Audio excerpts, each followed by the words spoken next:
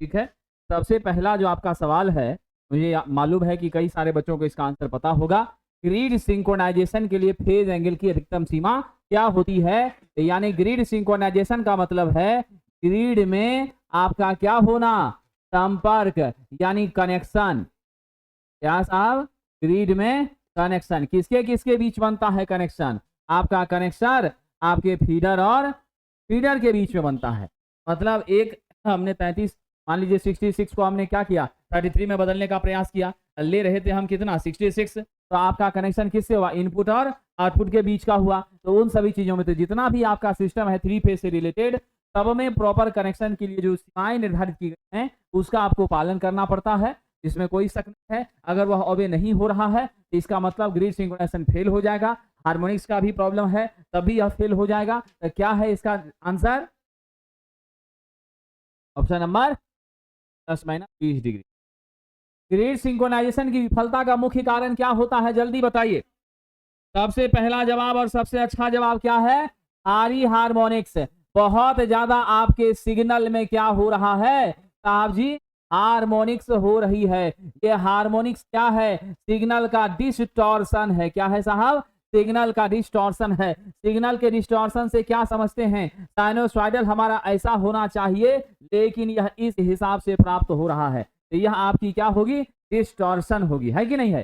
चलिए आगे बढ़ते हैं। अगला प्रश्न, डीजल जनरेटर की ओवर स्पीड से कौन सुरक्षा देता है? गवर्नर। ये गवर्नर हमारे फ्यूल इंजेक्शन को भी क्या करता है? मॉनिटर करता है। आपका गवर्नर कहां पर? आपके internal combustion engine IC engine, जो कि आपका मोटर बाइक वगैरह है, फोर व्हीलर है, सब में होता है। आप चढ़ान पर जाते हैं तो फ्यूल क्या हो जाती है? ज्यादा कंज्यूम होती है। ढलान पर रहते हैं तो फ्यूल का इंजेक्शन कम होता है कि नहीं है? ये चीजें कहां से तय हो रही हैं? गवर्नर के माध्यम से। तो राइट आंसर क्या है? बी। चलिए विद्यार्थी, घूर्णी स्लिप आर्मेचर युक्त 3 फेज स्टार संयोजित अल्टरनेटर में स्लिप रिंग कितना होता है? तो स्टार में होता है साहब जी 4। क्या होता है स्टार में? 4 होता है, ये ध्यान रखिएगा। एक अल्टरनेटर द्वारा जो विद्युत वाहक बल उत्पादित होता है, ईएमएफ हमको प्राप्त होता है, वह ईएमएफ कैसी होती है? साइनोसॉइडल होती है, यानी आपका ज्या वक्रीय होता है। ज्या वक्रीय तो यहां कहीं भी लिखा है? बिल्कुल लिखा है, ऑप्शन नंबर सी। क्या है? क्या तरंग होती है। आवृत्ति की चाल व ध्रुवों के बीच संबंध सरकार ns बराबर 120 f/p होता है। यहां से आइए ns इंटू पी बराबर 120 f, यहां से आइए f बराबर ns इंटू पी बटा 120 हो जाएगा। कहां मिल रहा है? कर रहा है ऑप्शन नंबर बी मैच कर रहा, एफ बराबर पी एन बटा 120। क्लियर है? चलिए आगे बढ़ते हैं। आज किस किस का था जी एग्जाम? एलपी का। कौन कौन दे के आ गया है? जो गया है वो देने ही गया है ना? आया लौट के अभी नहीं है। तुम्हारा बढ़िया एग्जाम गया है? क्वेश्चन बनाई है ना? कितना क्वेश्चन बनाई है? 56 बनाई है। कहाँ अप्लाई की थी? वही में की थी। सही गलत होने का कितना चांस है? रॉन्ग कितने का आंसर ठीक की है? लगता सब सही है। तो मोटा मोटी जनरली निगेटिव विद्यार्थी मार ही नहीं रहा है। जहां पर बच्चे को फेथ नहीं है उस आंसर को बच्चा टच नहीं कर रहा है। ठीक है, अगर 56 तक तुम बनाई है और तुम्हारा मान के चलिए कि सीबीटी 1 निकल जाएगा ऐसी स्थिति में, ठीक है ना? 45 प्लस है तो सीबीटी 1 श्योर निकल जाएगा। क्वेश्चन भी वैसा बहुत कठिन टाइप का नहीं था। तो जब कठिन क्वेश्चन नहीं था तो मोटा मोटी बात सही है, हर विद्यार्थी के लिए आसान था, है कि नहीं? सबके लिए आसान था। लेके थोड़ी सी चांसेस है पहले के जैसा 30-32 नंबर तो नहीं, वैसा तो नहीं, लेकिन 40 प्लस में जरूर सीबीटी 1 का स्टैंडर्ड रहने का चांस है। ठीक है, तो निकल जाएगा, घबराना नहीं। चलिए आगे बढ़ते हैं। तो कह रहा चित्र में जो प्रदर्शित अल्टरनेटर है आज का क्या नाम है? यह जो आपका है कौन सा रोटर है? जल्दी बताएं। सिलिंड्रिकल है, सालिएंट नहीं है, बाहर कुछ भी निकला हुआ नहीं है। तो क्या जवाब दीजिएगा? सहज बेलनाकार ध्रुव प्रकार का। सहज मतलब है सिंपल, है अमान्य रूप से साधारण। कौन सा उपाय हंटिंग और फेस स्विंगिंग को दूर करने का काम करता है? पोल्स में टेम्पर वाइंडिंग की स्थापना।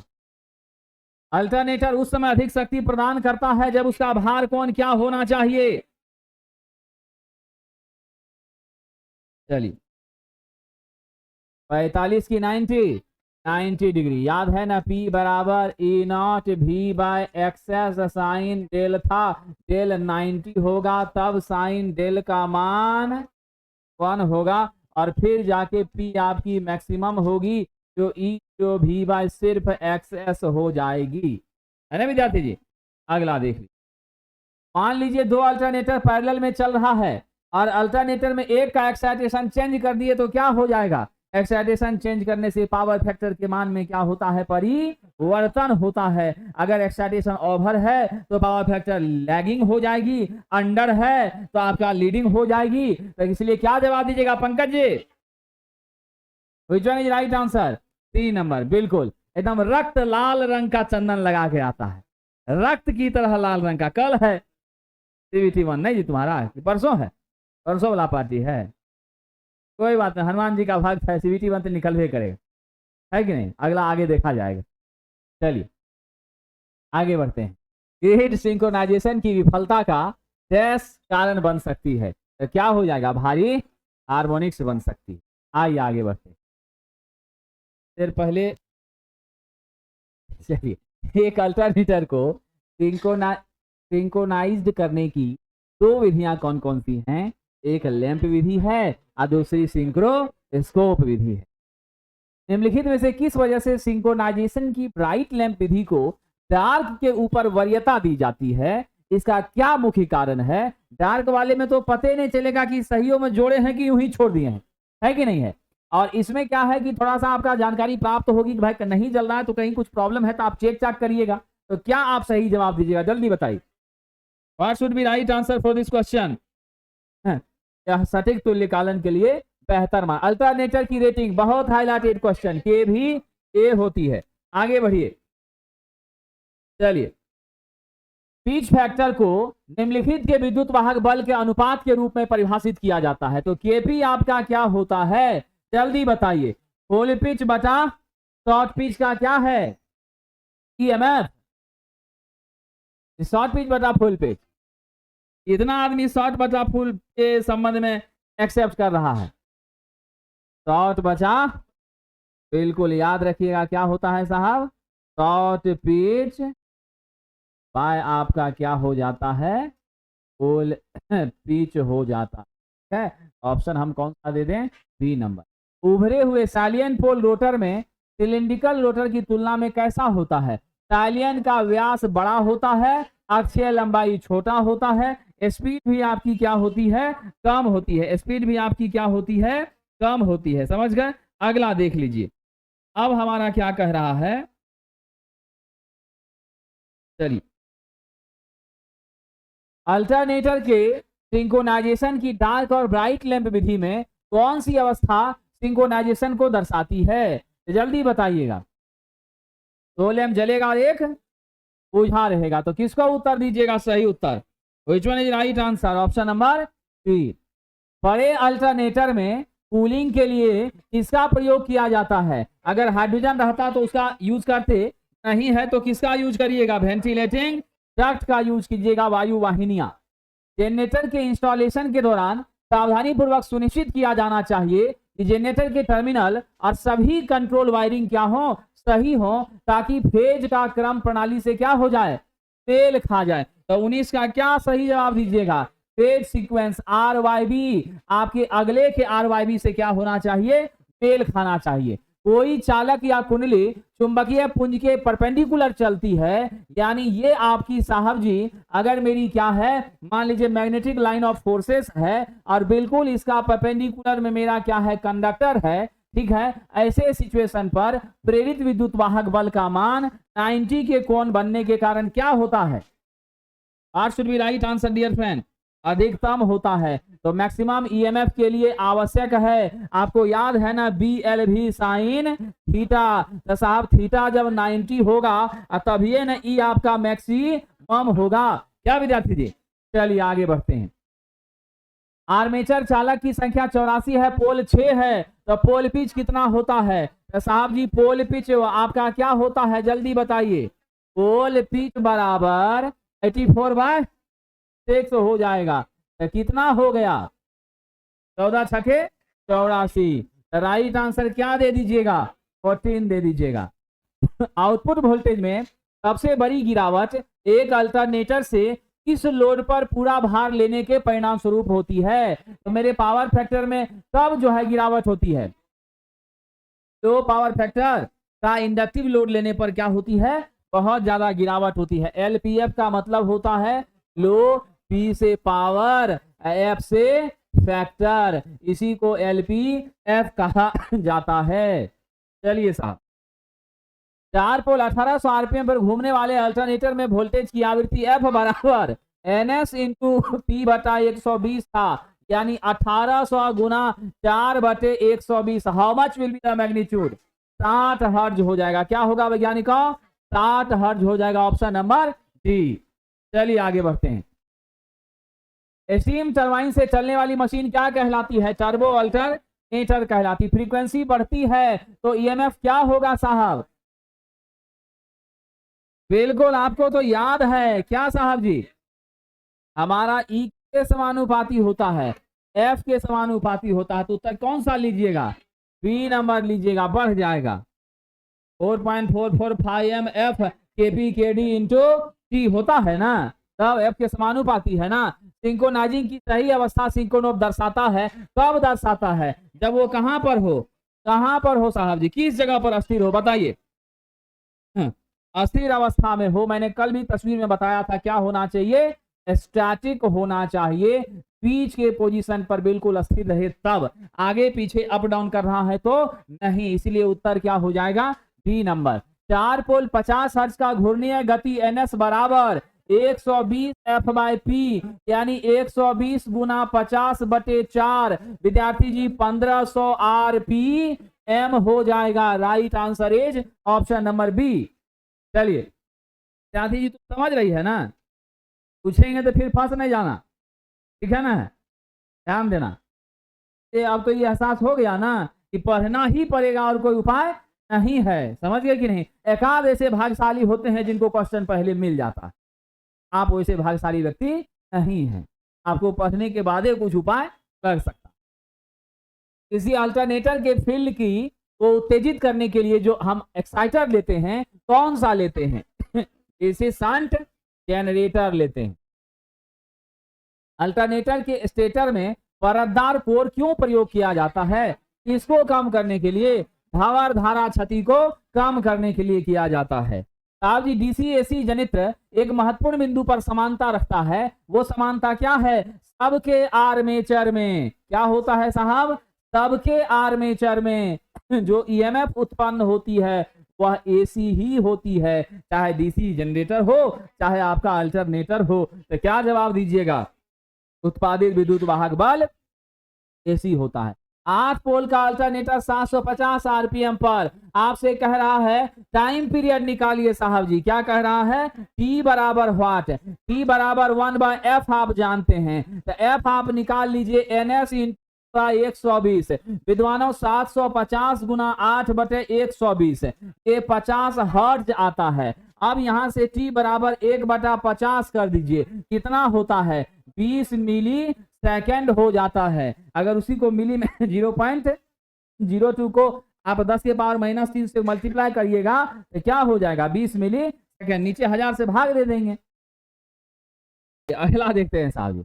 एग्जाम आ रहा है तो दोगुना मेहनत करिए, घबराहट होने से सफलता प्राप्त होगी। बताइए तो, बिहार का यूपी का विद्यार्थी कहेगा घबराहट होने सफलता, मतलब घबरा रहे हैं, जाके पिताजी के पास कहिएगा 2 थप्पड़ कान में लगेगा, सब घबराहट दूर हो जाए। क्या विद्यार्थी?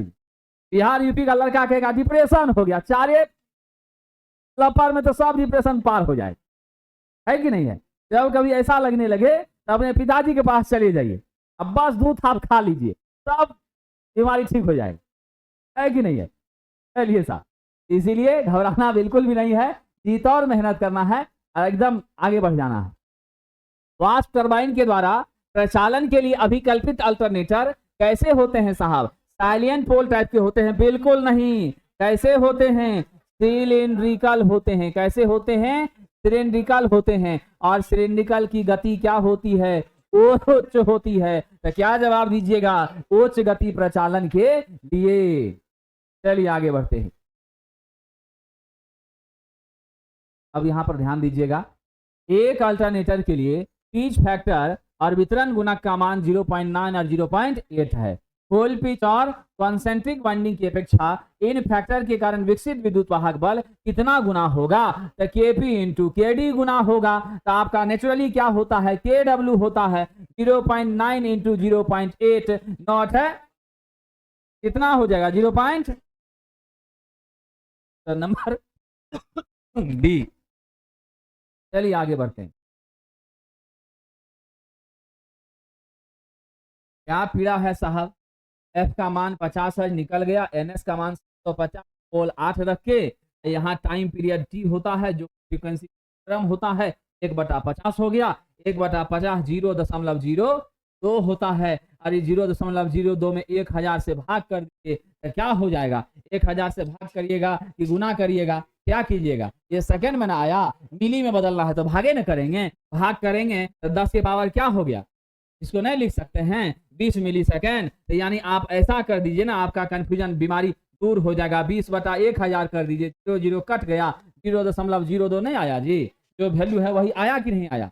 तब विद्यार्थी को मिली लिख दीजिए, ये कर दीजिए, तो विद्यार्थी सब तुरंत जो है सो एकदम टेंशन में चला आता है कि नहीं है? बड़ी दिक्कत है। ये सब इसीलिए हो रहा है, आप समझ ही रहे हैं। तो बड़े आकार के अल्टरनेटर में जंपर का प्रयोग क्यों करते हैं? जल्दी बताइए। अस्थिरता, वाइब्रेशन को कम करना ही क्या है? अस्थिरता को बढ़ाना है। 6 पोल वाले अल्टरनेटर के रोटर को पूर्ण घूर्णन कराने के लिए वैद्युतिक कितने वैद्युतिक अंश से गुजरना पड़ेगा? तो P आपका 6 है। थीटा इलेक्ट्रिकल बराबर क्या होता है? P/2 theta mechanical. तो 6/2 गुना क्या करिएगा? 300 काट दीजिए साहब, 3 हो गया, कितना हो जाएगा? 360 बराबर 1080 डिग्री हो जाएगा। Option number B. ठीक है, आइए साहब जी।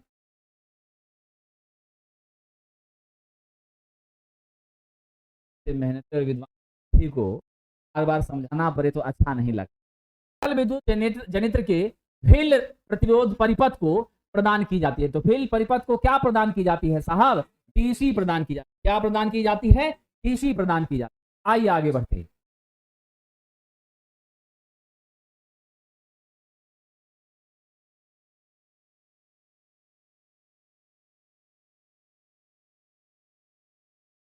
ठीक है, चाहता है कि नहीं? कंबाइन होकर के ही आया हुआ है। 600 आरपीएम की गति पर घूमने वाले 8 पोल के अल्टरनेटर द्वारा उत्पन्न विद्युत वाहक बल की आवृत्ति फटाक से निकाल लीजिए। F बराबर NS इंटू 120। तो NS आपका कितना है? 600 है। P आपका 8 है बटा 120 है। तो क्या जवाब होगा? 40 हर्ट्ज हो जाएगा। क्या हो जाएगा? 40 हर्ट्ज हो जाएगा। ठीक है, आइए आगे बढ़ते हैं। आइए साहब,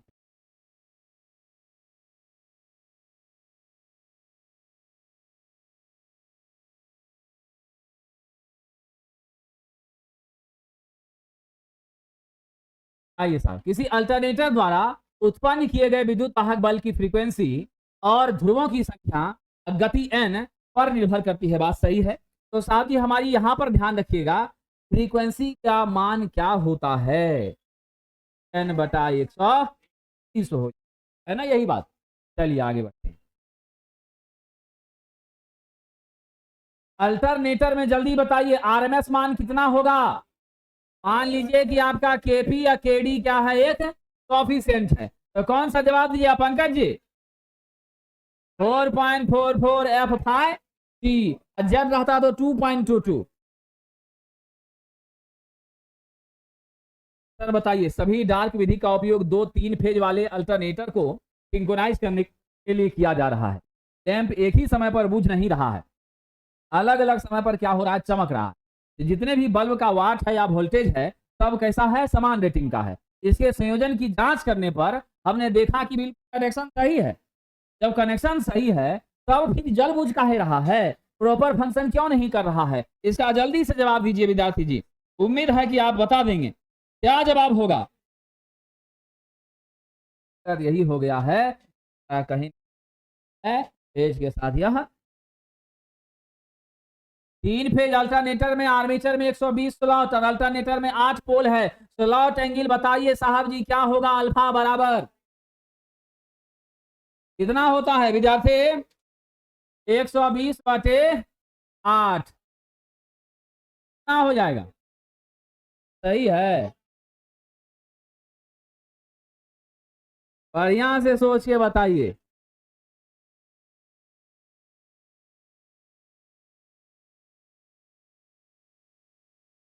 स्लॉट प्रति पोल तो कितना होगा? स्लॉट प्रति पोल 120/8 कितना हुआ? 15 हुआ। अब 15 से किसको डिवाइड कीजिए? 180/15 है ना, यानी आपको अल्फा बराबर होता है 180 डिग्री बटा स्लॉट्स प्रति पोल। तो हम 180 बटा क्या कर दिए? 180/8 यानी 180/15 बराबर है 12 डिग्री। चलिए हैरान जी लग रहा है लेबर बढ़ा दिए हैं आजकल, तब बढ़िया से कर रहे हैं। कल थोड़ा निकल गए थे टहलने की, परीक्षा दिलवाने की, है कि नहीं, का माहौल पता करने की। चलिए जरूरी भी है। किस द्वारा पिच फैक्टर मापा जाता? प्रेरित वोल्टेज का सदिशीय योग बटा प्रेरित वोल्टेज का बीज गणितीय योग। किस सूत्र द्वारा केडी विस्तार गुणांक डिस्ट्रीब्यूशन फैक्टर मापा जाता है? ठीक है, क्या होगा इसका सही उत्तर? एक ध्रुव के नीचे सभी कॉइल में ईएमएफ का सदिश योग और एक पोल के नीचे सभी कॉइल में ईएमएफ का बीजगणितीय योग। Option number A. ठीक है, चलिए विद्यार्थी जी अगला प्रश्न। सिंक्रोस्कोप विधि में क्या होता है? 2 फेज का मोटर है, 1500 आरपीएम पर चला रहे हैं, 4 पोल है, 6 पोल के प्रेरण मोटर को पोषित कर रहा है, आप 5% स्लिप की हमारी है, मोटर की गति जल्दी बताइए साहब। कैसे निकालिएगा जी? सबसे पहले तो आपको क्या निकालना पड़ेगा? फ्रीक्वेंसी निकालना पड़ेगा। एनएस आपका कितना है? फ्रीक्वेंसी बराबर 1500 गुना पोल कितना है? 4, अब बटा क्या कर दीजिएगा? 120 बराबर क्या निकल गया? 50 हर्ज निकल गया। अब आपको क्या कह रहा है? आईएम में हमारा क्या है? 6 पोल है नहीं, तब आईएम के रिस्पेक्ट में क्या हो जाएगा? 120 F/P। अब फ्रीक्वेंसी तो वही मिलेगा जो सप्लाई का है। 120 गुना 50/6 how much will be the magnitude? 1000। कितना हो गया? 1000 हो गया। ठीक है, आरपीएम। अब आपसे कह रहा है सरकार स्लिप कितना है? 5% यानी 0.05 है। अब एनआर क्या करिएगा? एनएस इंटू 1 - एस यानी 1000 गुना 1 - 0.05 यानी 1000 गुना 0.95 950 आरपीएम हो जाएगा। ऑप्शन नंबर बी आपका सही उत्तर है विद्यार्थी जी। ऐसा क्वेश्चन बहुत इंपॉर्टेंट है, आप रख लीजिए कि क्वेश्चन परीक्षा में छप रहा है, आपको एकदम पूछ रहा है, अब जो भी पूछे लेकिन पूछ रहा है।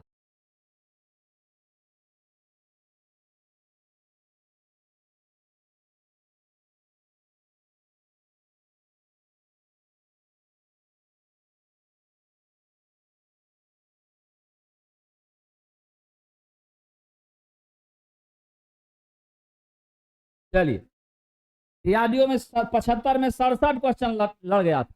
20 टेस्ट कंडक्ट करवाए थे डीआरडीओ का स्पेशल 20 टेस्ट, और उसी 20 टेस्ट से क्वेश्चन लड़ गया था। न्यूमेरिकल सब चैप्टर में ये नहीं है तो कहाँ सबसे रहेगा? न्यूमेरिकल जिस चैप्टर में उसी को पहले कवर करवा रहे हैं, ठीक है, और इसके बाद थ्योरी वाला करवाएंगे। अभी आपका हो गया अल्टरनेटर आज विदा लेगा, सिंक्रोनस मोटर आएगा, डीसी मोटर डीसी जनरेटर आएगा, उसके बाद इल्यूमिनेशन पर जाएंगे, इल्यूमिनेशन के बाद फिर हम लोग केबल पर जाएंगे, अतः power system generation transmission distribution कर लेंगे। न्यूमेरिकल हो गया खत्म। और थोड़ा बहुत न्यूमेरिकल डोमेस्टिक इलेक्ट्रिकल अप्लायंसेस में है, ठीक है, उसको देख के आप तब फिर रामायण वाला काम चालू कर देंगे, ठीक है कि नहीं। तो उसके बाद कहानी वाला काम हो जाएगा। तो सारे चैप्टर खाली कहानी है। आपको जो चैप्टर हम करवा रहे हैं उसी को आप अभी पढ़िए। बड़े सिंक्रोनस जनरेटर में एक्साइटेशन हानि उस समय होती है। कब होती है एक्साइटेशन हानि साहब जी, जल्दी बताइए। जब डीसी सप्लाई पावर कनेक्शन की हानि होगी तभी होगा, बाकी कोई कारण नहीं है। दो अल्टरनेटर पैरेलल में काम कर रहा है, उसमें एक के द्वारा साझा किया गया लोड यदि बढ़ाना है तो फील्ड एक्साइटेशन कैसा होना चाहिए, फिक्स होना चाहिए। कैसा होना चाहिए, फिक्स होना चाहिए। सिर्फ इनपुट टॉर्क को क्या करना पड़ेगा, थोड़ा परिवर्तित करना पड़ेगा। तो स्टीम पर चलने वाले टर्बो अल्टरनेटर पैरेलल में काम कर रहे हैं, भार का शेयरिंग किसके एडजस्टमेंट से परिवर्तित होगा, जल्दी बताइए साहब जी। मूल गति उत्पादक में भाप की मात्रा यानी फ्लो ऑफ स्टीम जो है इसके साहब जी परिवर्तन से आप यहां परिवर्तन करिएगा। चलिए साहब जी, जब टेस्ट में यही सब क्वेश्चन रहेगा तो परीक्षा में चमत्कार कर पाइए।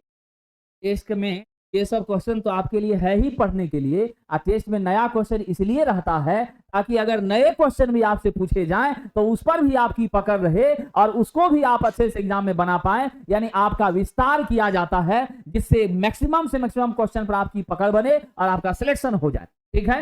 नहीं तो हम इतना रट लिए और उतने को खाली रिपीट कर रहे हैं और वहां उस रटा हुआ से बाहर का पूछ दिया, बस बिलबिलाने लगे। क्या विद्यार्थी जी, है कि नहीं। इससे पहले भी ट्रांसफॉर्मर का करवाए थे ब्रह्मास्त्र टेस्ट में, अब कर रहे हैं तो कुछ क्वेश्चन दे रहे हैं थोड़ा सा, है ना, सिंपल, कुछ दे रहे हैं आपको घुमाने वाला, कुछ दे रहे हैं कि एकदम छोड़ दीजिए नहीं होगा, है कि नहीं।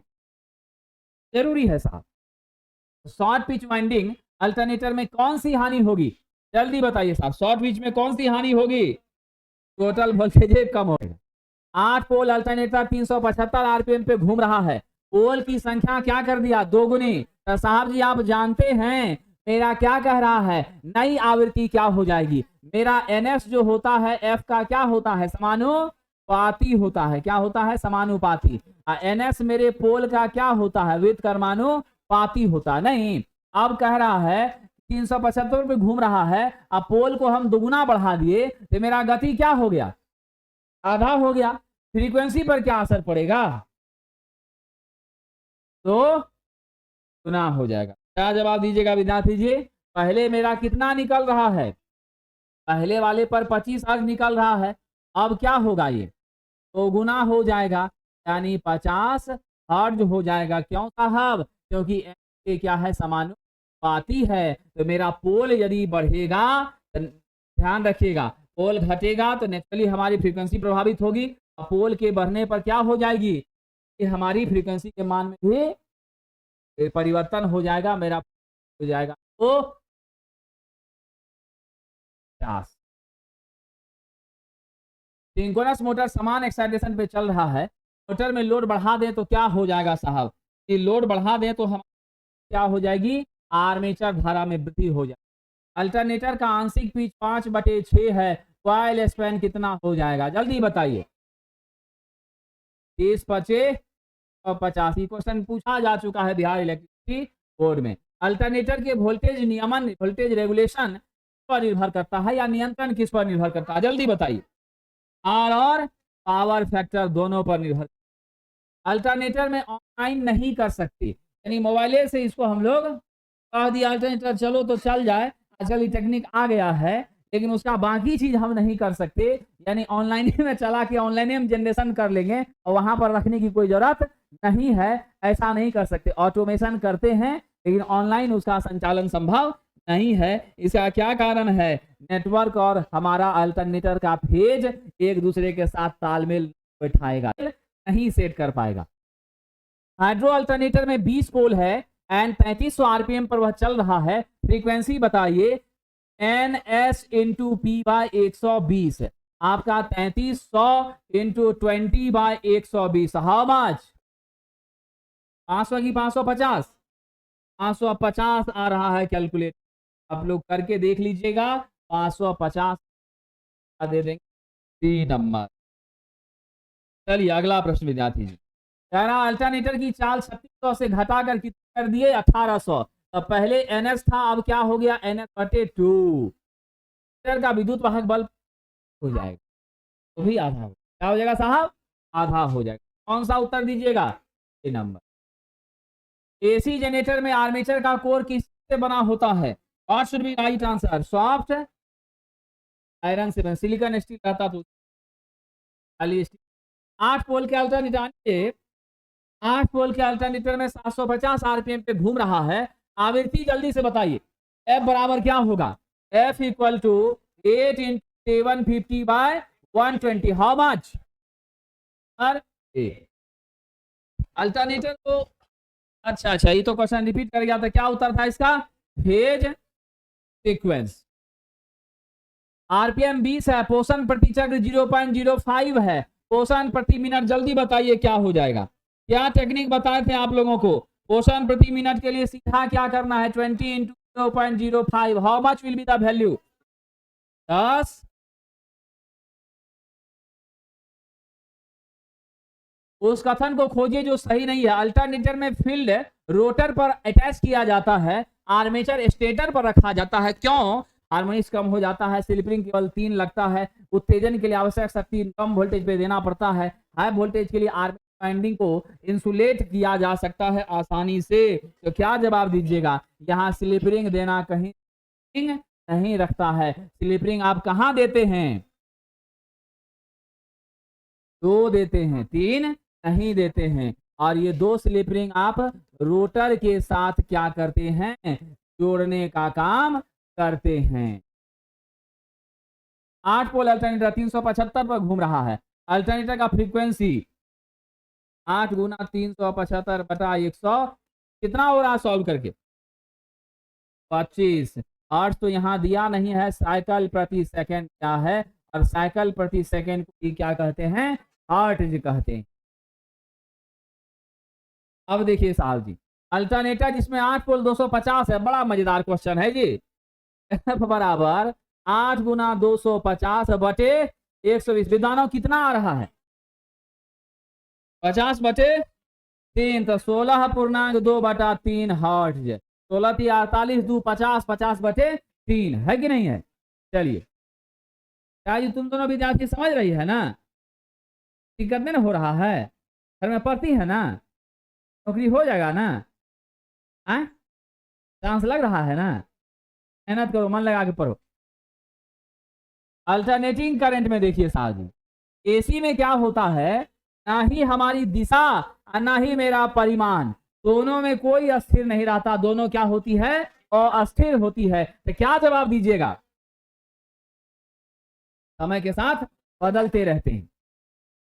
6 पोल सिंक्रोनस अल्टरनेटर में एक परिक्रमण से होकर गुजरी है इलेक्ट्रिकल डिग्री, तो आपका साहब 6 क्या है, आपका पोल थीटा इलेक्ट्रिकल बराबर P/2 थीटा मैकेनिकल, यानी आपका 6/2 into 360, after solving 3 into 360 that becomes 1180, यानी 1080।